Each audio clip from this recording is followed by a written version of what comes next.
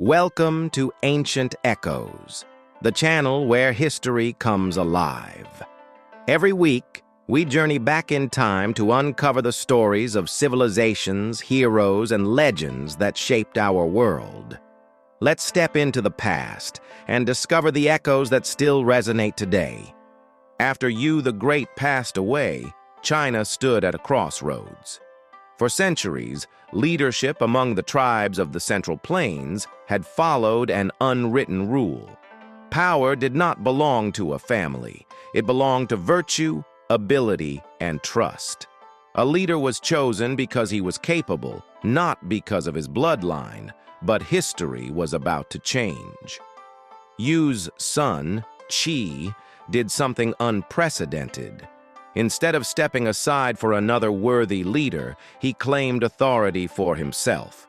With the support of powerful clans and military allies, Qi secured his position.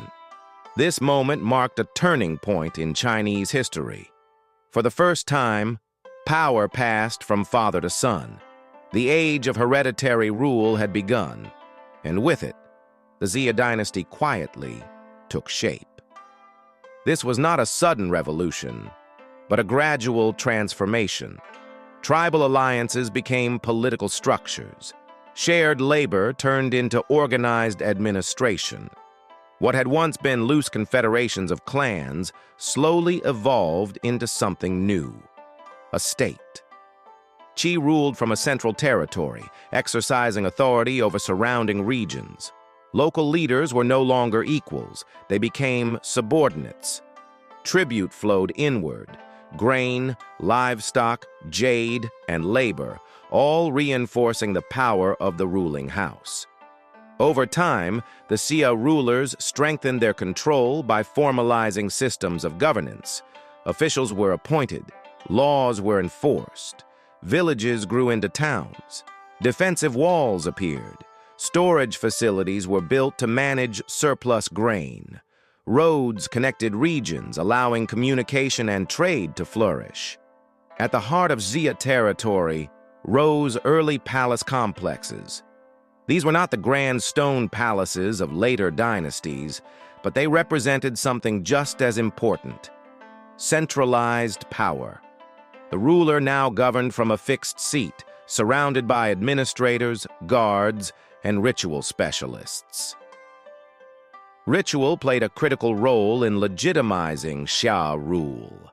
The kings claimed to communicate with ancestral spirits and natural forces. Through sacrifices and ceremonies, they presented themselves as mediators between heaven and earth.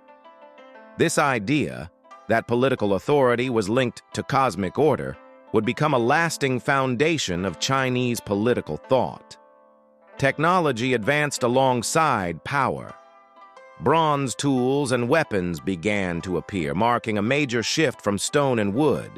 Bronze axes cleared land more efficiently. Bronze weapons strengthened armies. Control of metal production became another source of royal authority. Craft specialization increased. Potters, metalworkers, and jade carvers emerged as distinct professions.